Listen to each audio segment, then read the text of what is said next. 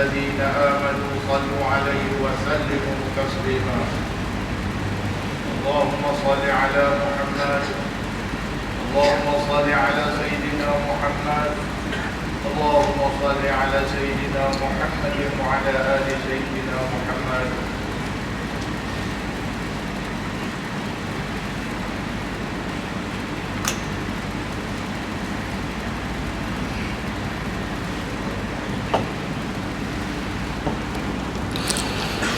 Assalamualaikum warahmatullahi wabarakatuh.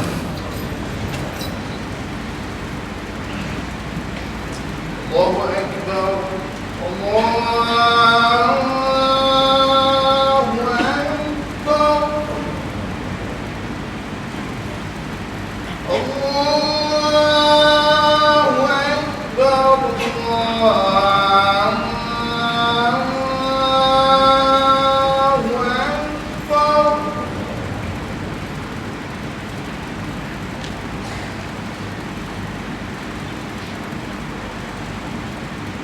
أشهد أن لا إله إلا الله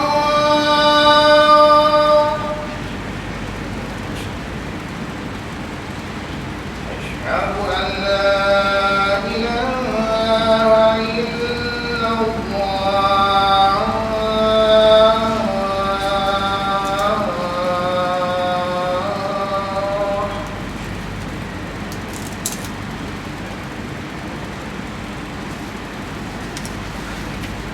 أشهد أن محمدا رسول الله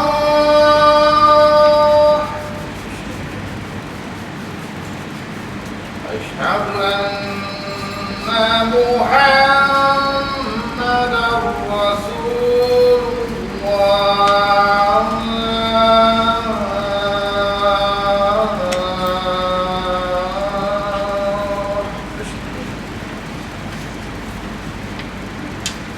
حي على الصلاة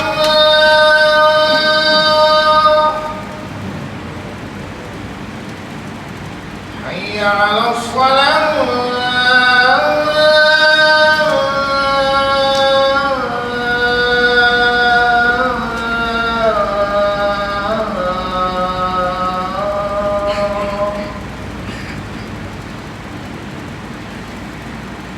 حي على الفلاح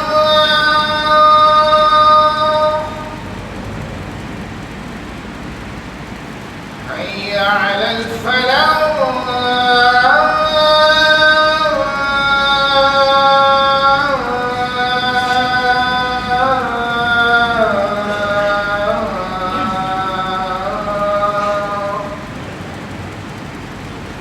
الله أكبر الله أكبر لا إله إلا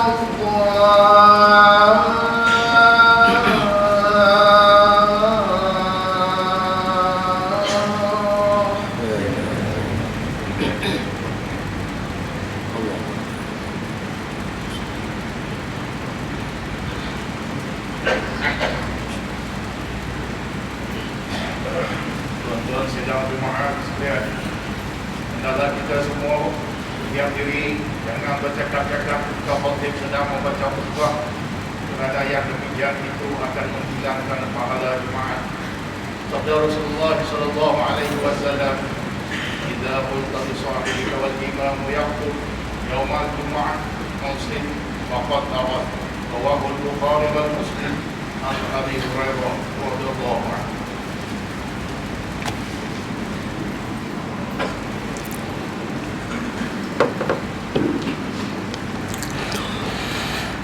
Innal hamdalillah nahmaduhu wa nasta'inuhu wa nastaghfiruh wa na'udzu billahi min shururi anfusina wa min sayyiati a'malina. May yahdihillahu fala mudilla lahu wa may yudlilhu fala hadiya lahu. Ashhadu an la ilaha illallah wahdahu la syarika lahu وأشهد أن محمدا عبده ورسوله اللهم صل وسلم وبارك على محمد وعلى آله وصحبه ومن اهتدى بهداه إلى يوم القيامة أما بعد فيا عباد الله اتقوا الله حق تقواه فقال تعالى في كتابه الكريم أعوذ بالله من الشيطان الرجيم يا أيها الذين آمنوا اتقوا الله حق تقاته ولا تموتن إلا وأنتم مسلمون. Muslimin rahimakumullah, marilah kita tingkatkan ketakwaan kehadrat Allah Subhanahu wa taala dengan penuh yakin dan ikhlas dalam melaksanakan segala titah perintahnya dan seterusnya meninggalkan segala larangannya. Mudah-mudahan kita menjadi hamba yang soleh dan bertakwa di sisi Allah, dijamin akan keselamatan kita di dunia dan di akhirat. Sidang yang dimuliakan Allah, Islam merupakan agama yang memberi perhatian serius terhadap aspek kesejahteraan diri, keluarga, masyarakat dan ummah secara keseluruhannya. Hal ini boleh dibuktikan menerusi prinsip yang menjadi tumpuan dalam maqasid syariah, iaitu menjaga agama, nyawa, keturunan, akal dan harta. Bersempena dengan sambutan bulan kaunseling dan kesihatan mental Peringkat Kebangsaan 2022 kali ini, marilah kita menghayati bicara mimbar pada hari ini yang bertajuk Derita dalam Senyap.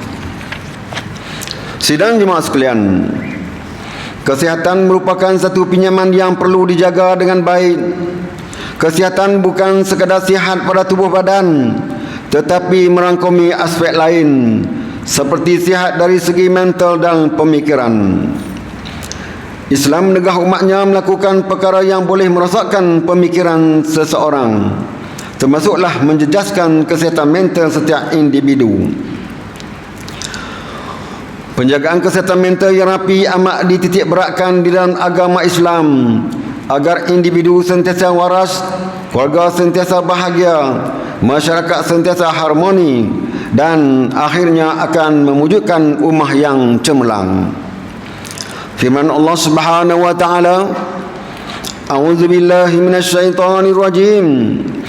Wa anfiqu fi sabilillahi wa la tulqu bi aydikum ila tahlukah. Wa ahsinu innallaha yuhibbul muhsinin.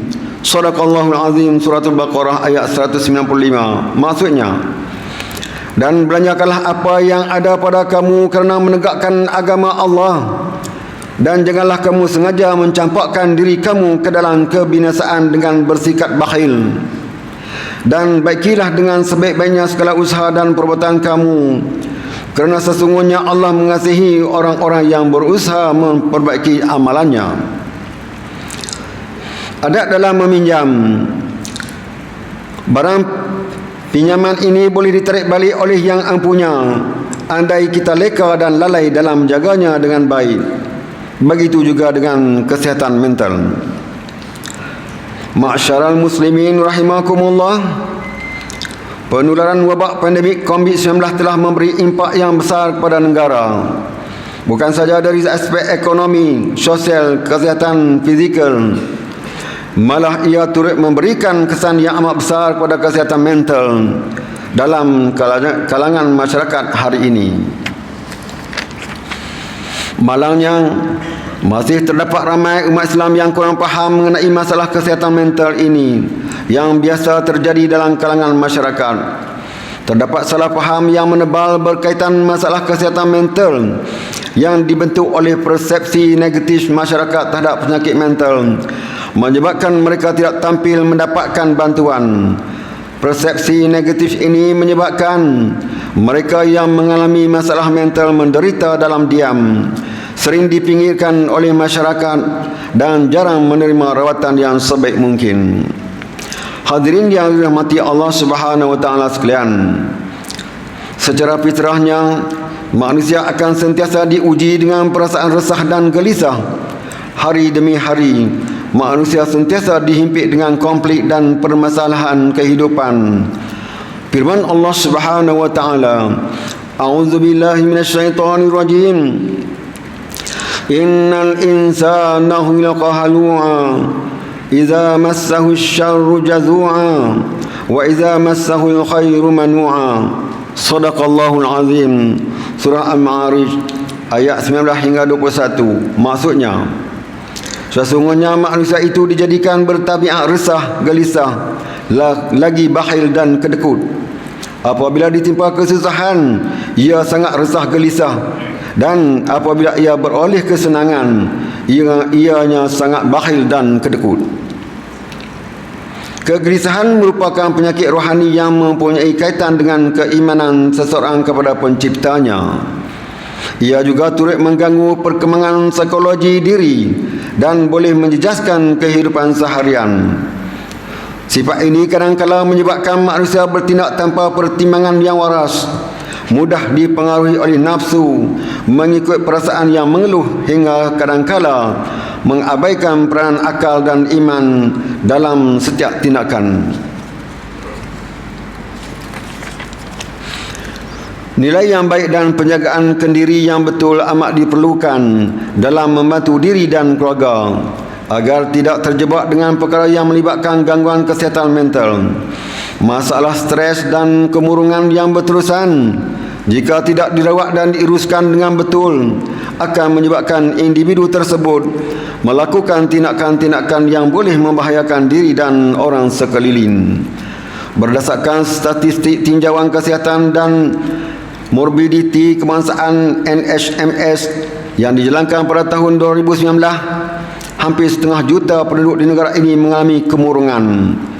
Tinjauan yang sama juga mendapati 2.3% rakyat negara ini berusia 16 tahun ke atas mengalami masalah kesihatan mental. Statistik Polis Diraja Malaysia pula merekodkan bahawa pada tahun 2019 terdapat 609 kes bunuh diri yang dilaporkan. Lebih membimbangkan lagi apabila trend ini didapati meningkat pada tahun 2020, iaitu 631 kes, dan sehingga Mei 2021 saja terdapat 468 kes bunuh diri yang dilaporkan.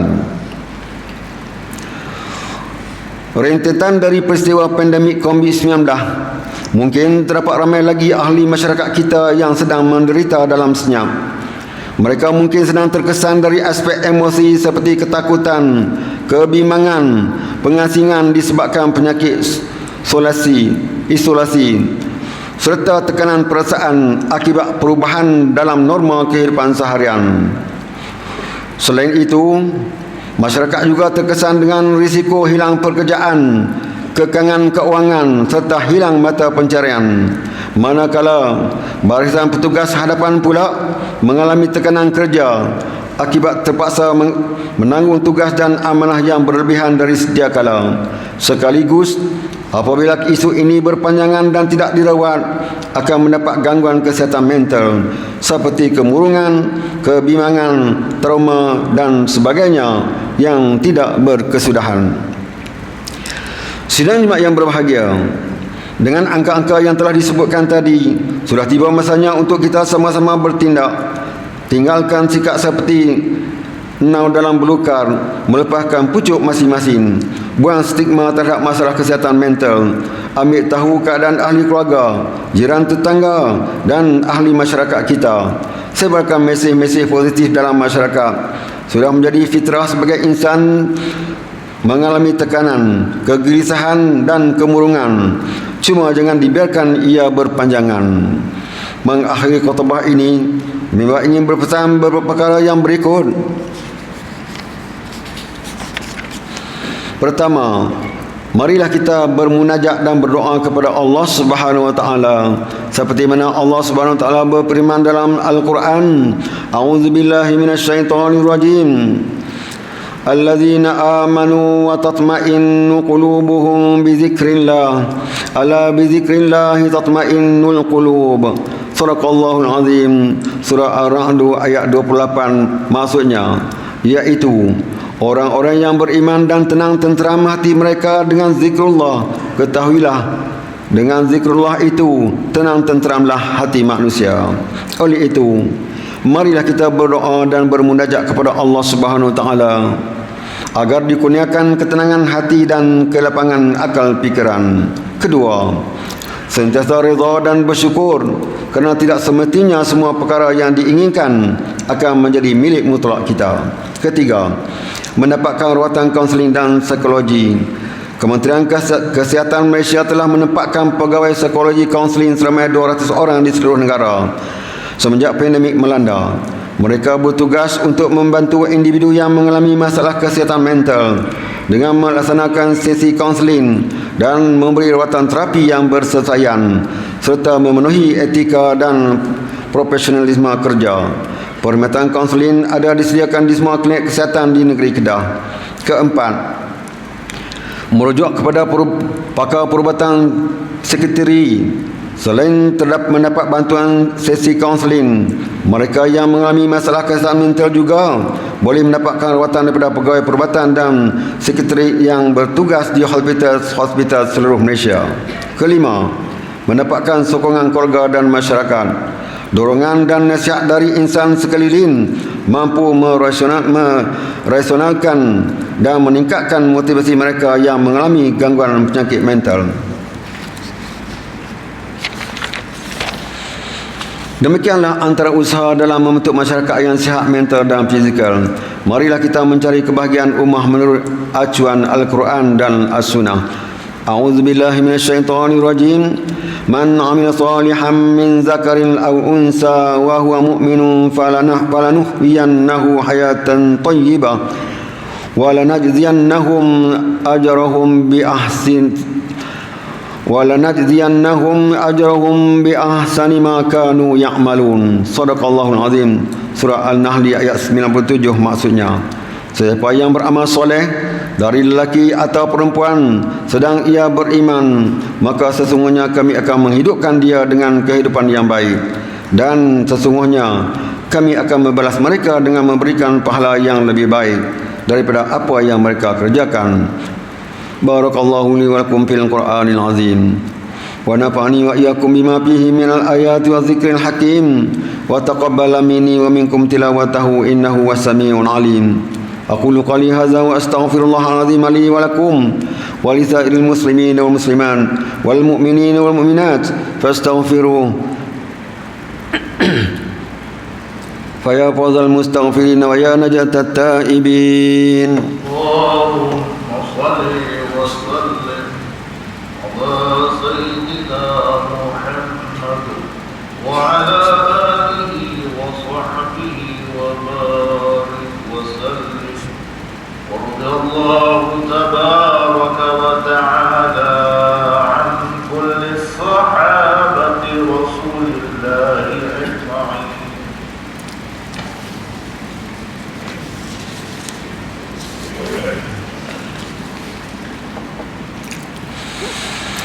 Alhamdulillahi hamdan katsiran kama amar. Asyhadu an la ilaha illallah wahdahu la syarika lah wa asyhadu anna sayyidina Muhammadan abduhu wa rasuluh. Allahumma salli wa sallim ala sayyidina Muhammad al-munqidhi min ad-dhalalati wal jahalati ila nuril haqqi wal imani wal huda wa ala alihi wa ashabihi alladhina hum qudwatuna wa lahumul fadlu ala jami'il ummati ila yaumil qari'ah. Amma ba'd. فيا عباد الله فإني أوصيكم ونفسي بتقوى الله العلي العظيم فاتقوه لعلكم تفلحون. اتقوا الله من سماع اللغو وفضول الأحبار وانتهوا عما نهاكم عنه وزجر. فقال الله تعالى: أعوذ بالله من الشيطان الرجيم. يا أيها الذين آمنوا اتقوا الله ولتنظر نفس ما قدمت لغد واتقوا الله إن الله خبير بما تعملون. واعلموا أن الله أمركم بأمر عظيم، أمركم بالصلاة والسلام على نبيه الكريم، فقال: إن الله وملائكته يصلون على النبي يا أيها الذين آمنوا صلوا عليه وسلموا تسليما. اللهم صل وسلم على سيدنا محمد وعلى آله وأصحابه أجمعين ورضى اللهم عن الخلفاء الراشدين ساداتنا أبي بكر وعمر وعثمان وعلي وعن بقية الصحابة والقرابة والتابعين ومن تابعهم بإحسان إلى يوم الدين اللهم اغفر للمسلمين والمسلمات والمؤمنين والمؤمنات الأحياء منهم الأموات إنك سميع قريب مجيب الدعوات يا قاضي الحاجات يا رب العالمين اللهم اجعل هذا البلد آمنا مطمئنا اللهم أصلح أئمتنا وولاة أمورنا واشمل اللهم بعنايتك وتوفيقك جلالة الملك مولانا أمين الكريم السلطان صلاح الدين ابن المرحوم السلطان Badrul Shah wa wali ahdihi duli yang teramat mulia Tengku Syarafuddin Badrul Shah ibn Sultan Salahuddin wa jami'al usratil malakiyah Allahumma wafiqhum lissadad wa aslih bihimul ibad wal bilad waj'al taqwa lahum khayra zad innaka ra'ufur rahimun jawad ya latifun bil ibad ya arhamar rahimin ibadallah إن الله يأمر بالعدل والإحسان وإيتاء ذي القربى وينهى عن الفحشاء والمنكر والبغي يعظكم لعلكم تذكرون فاذكروا الله العظيم يذكركم واشكروه نعمه يزدكم واسألوه من فضله يعطكم ولذكر الله أكبر والله يعلم ما تصنعون أقيموا الصلاة